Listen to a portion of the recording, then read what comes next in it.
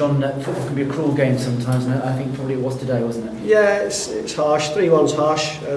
They're a good side. We said that before the game. The away form is excellent, and we have to be on our toes right the way through the game, not just sort of the last few minutes. But we've got ourselves back in at 1-1, and then we've got a couple of problems with two centre-backs have probably not been fit enough to complete 90 minutes at the level that this game required, and for different reasons. Mark McChrystal's been working on a knee problem for the last 2 or 3 weeks and has not been on the training pitch enough, and obviously Tom Parks has got a knock in there and not been fit enough in that last few minutes to get it through, but he let everybody know that as well. So that's all a bit disappointing that we've not sort of stayed there to come back off the game with something against, as I say, a very good team.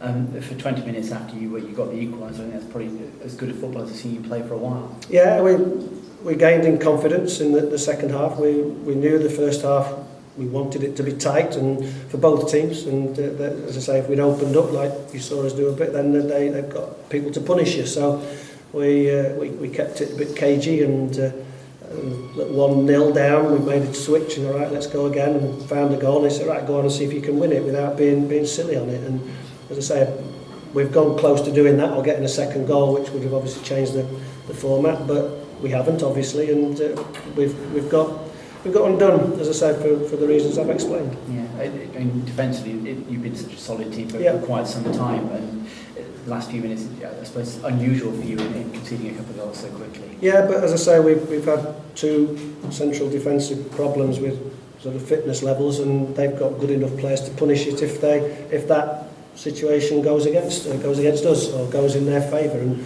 they've struck 2 clean goals in that area. So they've done well. They've exploited that problem that we've had today.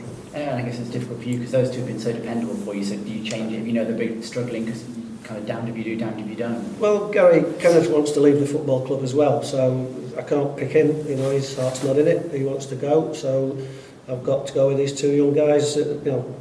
Mark's not a young guy, but these 2 centre backs and deal with those situations. So it's something that we've got to cope with as the time moves on. So you wouldn't expect Gary Kenneth to play again?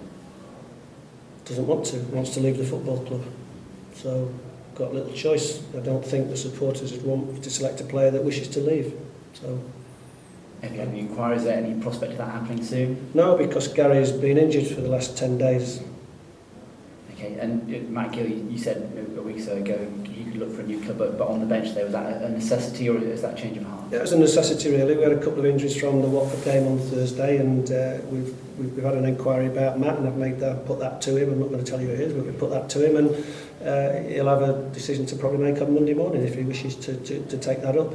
But I've got to be careful because next weekend I've certainly got Shannon and Ellis away with under 21 duties as well. So, and Tom Lockyer is on standby for the Welsh squad. So we could be without 3 of that group today as well, which doesn't help the situation. So I've got to be careful, and I'll need to know that thing certainly on Tom before we allow someone to leave the football club.